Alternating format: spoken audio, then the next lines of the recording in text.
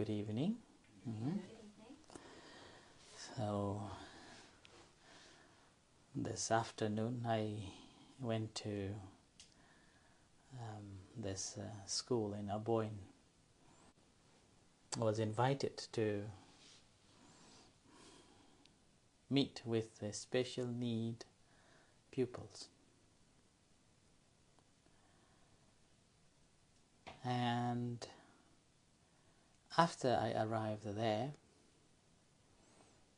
these children, they do not know what we are talking, and then they also screams out of the blue, and they will run around,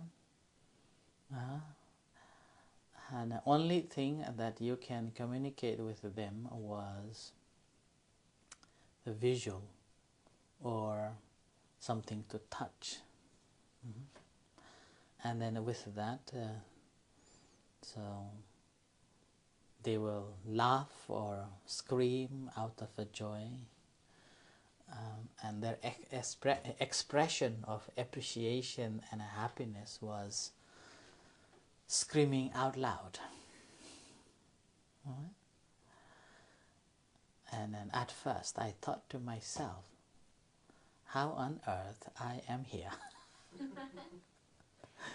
And I am invited to kind of speak with them, how I'm going to speak with them. Then I decided to myself, I just take a long deep breath, and then I become like them. So I play with them using these beads, the Buddha statue, singing bowls, and this holy thread. So I play with them, and when I hit the gong, and everybody will jump in, and then one or another drags, and then okay, let you go. And then someone, there was like one boy was like screaming all the time out of excitement to see somebody different. And then there was one little girl taking this sleeping Buddha. I was kissing all the time, and smelling it, and scream it out of a joy, like that. There was one little girl that she was very quiet but very observant, observing everything. So, and time passed without knowing. Time just gone, and then this another teacher came in and said, "Time's up. Get ready to wrap up, and then let's go."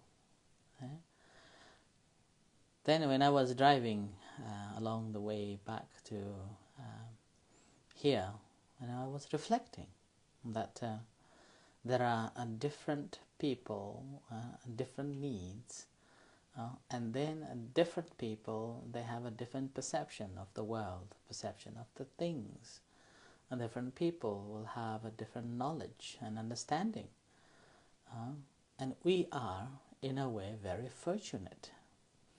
Then so many hundred, if not 1,000 or 1,000,000 people. We are so fortunate that we, in a way, physically fit. All parts are working properly, and then have opportunity that we can talk, we can listen, and we can do so many things without any trouble. And then with that, by the time when I left the bankery, and I was reflecting that the Buddha gave 4 different types of people that they understand differently. The first one the Buddha said that the first top level is called Uggatitanyu. That means a person has a very sharp mind. As soon as you speak with them about certain things, then they will just grasp it like that. And I'm not one of them.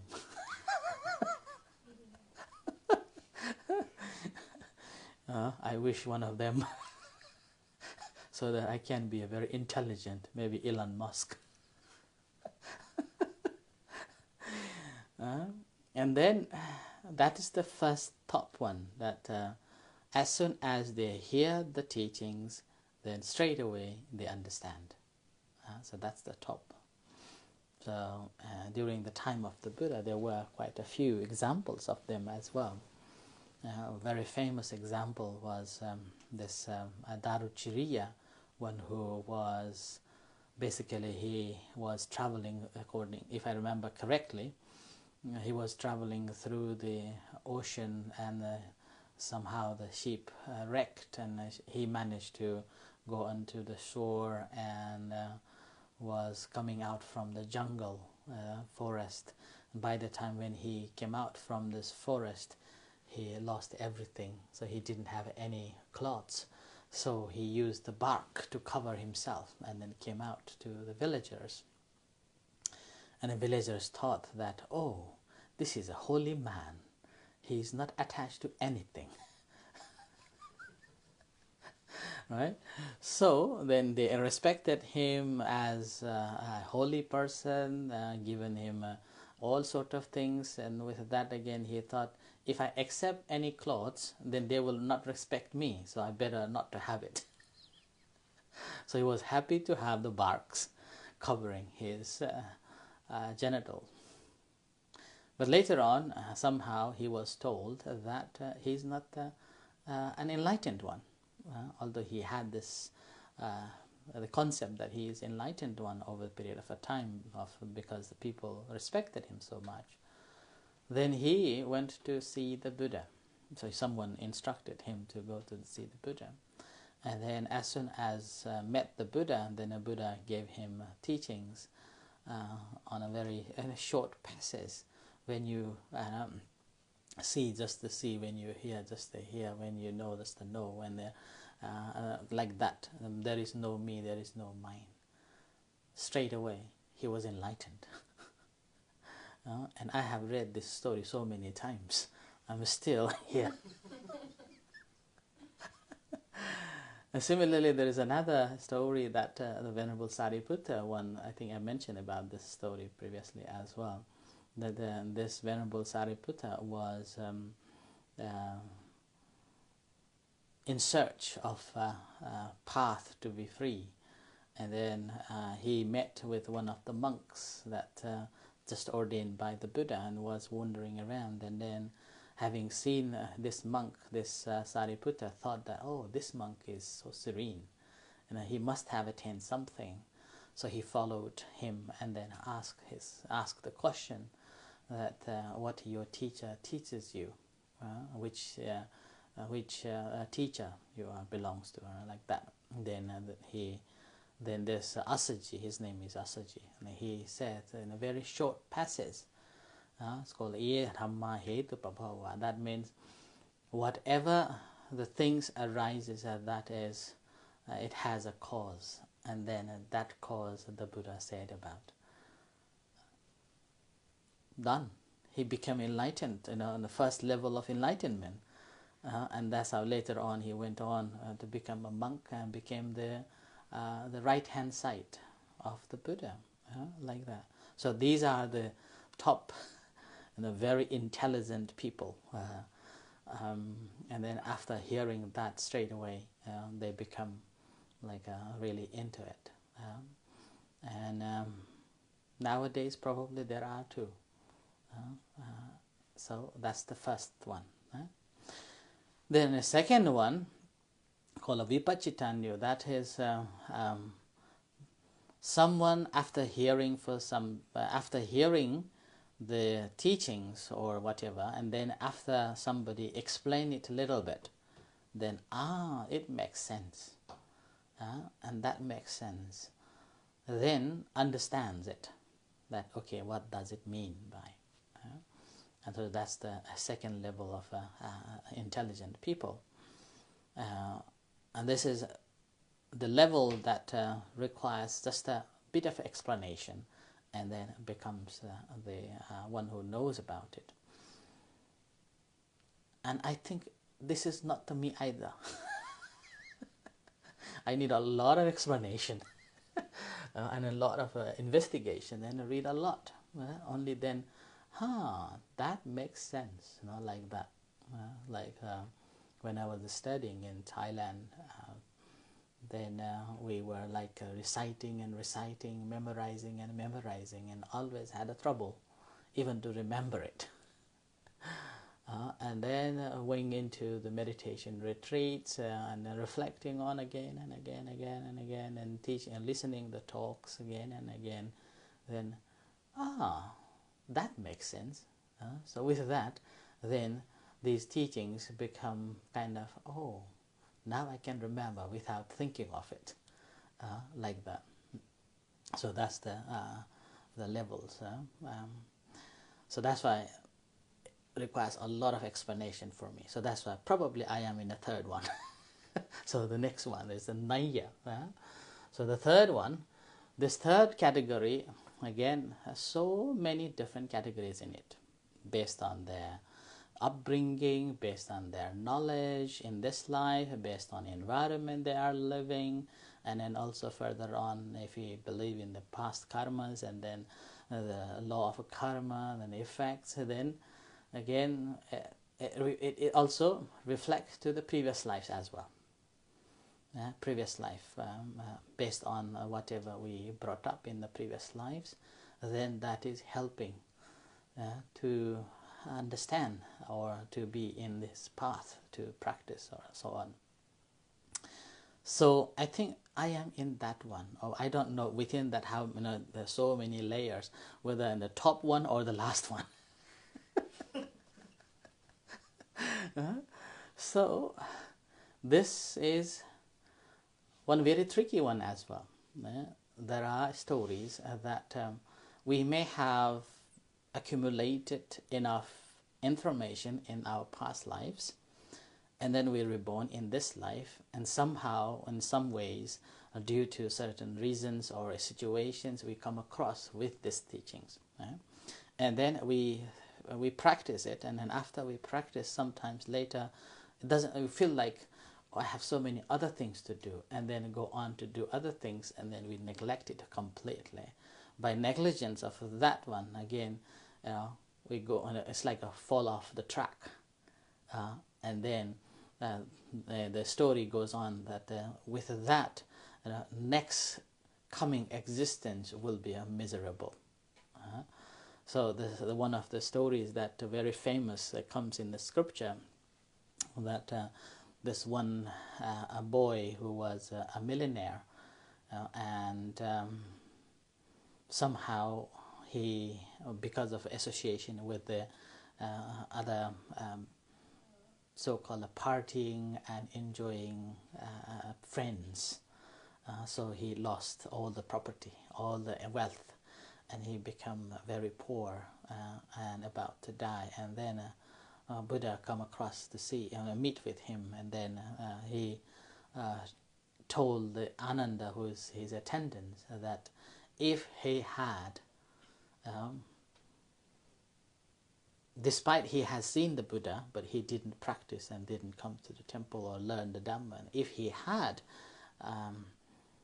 generated a little bit of a faith and a practice it, he could have saved himself. So he could have attained the liberation. But due to the environment and then association with other people, he could not. However, then there was Buddha divided into 4 phases. Within that 4 phases, any phase, if he could have continued or practiced or learned, he could have saved. But it's too late now. It's very late. It's very difficult to raise him from that state, despite he had previous accumulation of the merit, and then a current situation that he had come across with the Buddha and his teachings, yet he didn't have this opportunity to continue practice. And as a result, the Buddha said that it's very difficult to raise him from that state. And yet there is a possibility, so he said. So try. We'll see. And the last one, maybe that's the one, me. And then the last one is called a Pathaparama. That is doesn't matter how much you teach, can't grasp on it. Doesn't matter how much you try to explain, and still they can't understand it. So it's like the simile given, like someone who is not well and a sick person. There are three different types of a sick persons. The simile that the Buddha gave. The first one, after you become sick, whether you take medicine or care, you will be fine later on. You will be recovered. And the second one, after you have become, after you have medicine and this care, doesn't matter how much, you will be cured. And then the third one is so difficult that it requires a lot of care and a lot of medicine, and there is a possibility that the sickness can be cured. So that's the reason why the Buddha said that continue spirating this teaching. So that's why when I was reflecting on this today's visit, so these are the insight that as I was driving was reflecting on that, and I thought that this is quite relevant to this today's topic that we are going to discuss on that Bodhipakkhya Dhamma that we continue discussing, which is the path to the liberation, based on which category you are in, and then make sure you are the first, not the last. So with this, let's practice.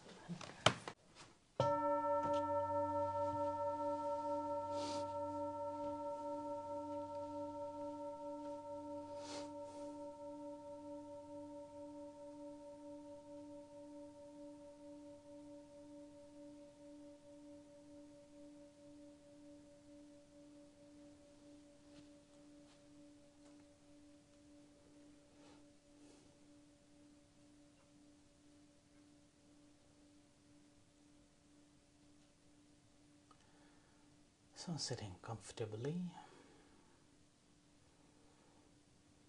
leaving all your responsibilities aside, and connect with your body here and now as you're sitting, acknowledging the presenceness of yourself,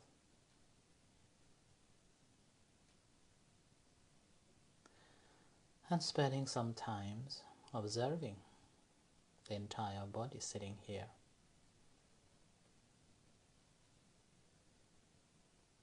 And relax.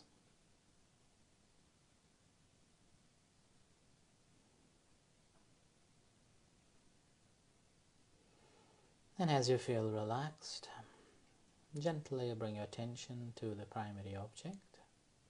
That's the breath.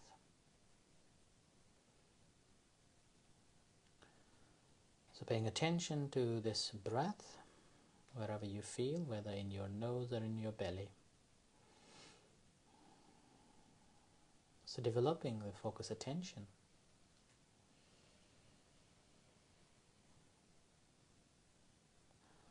So at the first stage, we are trying to feel this breath as this movement takes place in our body. And this is known as the bodily contemplation.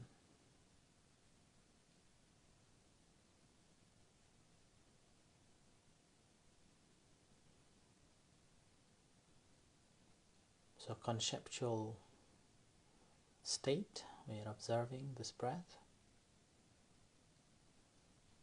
to develop focus attention.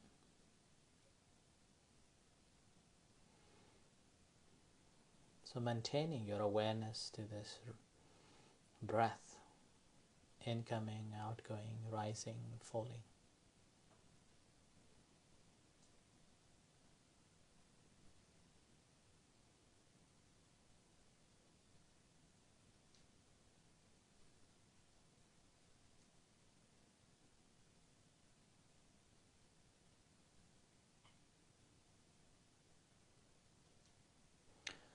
And it's not just observing the bodily part, trying to understand other sections as well, the long, the short, hardness or softness, or is the air touching different elements, the heat, the cold, the motion.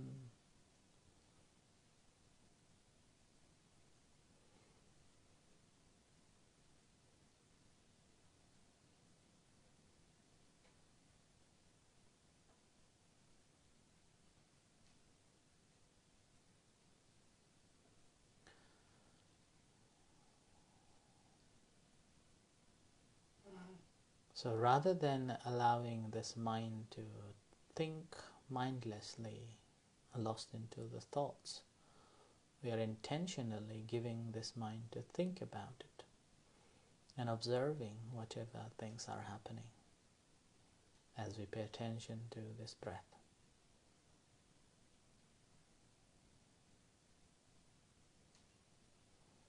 So initially, relax the body, develop the focus attention by observing the breath, and as you settle yourself, gradually observe the different breaths, and further on try to recognize any other phenomena, a softness, hardness, cold, heat, fluidity, or emotions of it as it comes and as it goes. So with this, continue practicing until the end of the gong.